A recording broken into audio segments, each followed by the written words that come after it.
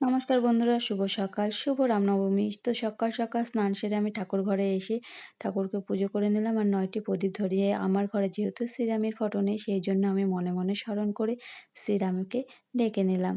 আর এই যে দেখো কত বড় বড় রসগোল্লা মা নিয়ে এনেছে।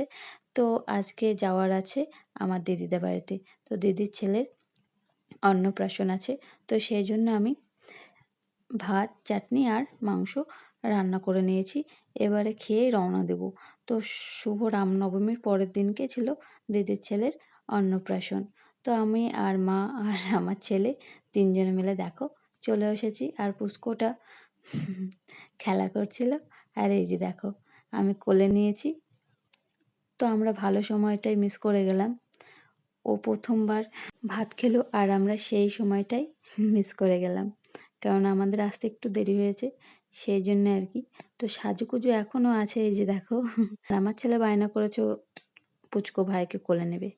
আর এই যে দেখো পুচকো ভাইকে কোলে নিয়ে নিজেই শুয়ে পড়েছে। তো তারপরে আমি, আমার ছেলে আর মা চলে আসলাম খাবার পরিবেশনের জায়গায়।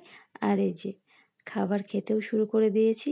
ভাত, ডাল, শাক ভাজা আর ছিল পটল চিংড়ি, মাছ, চাটনি, দই, মিষ্টি, পাঁপড়।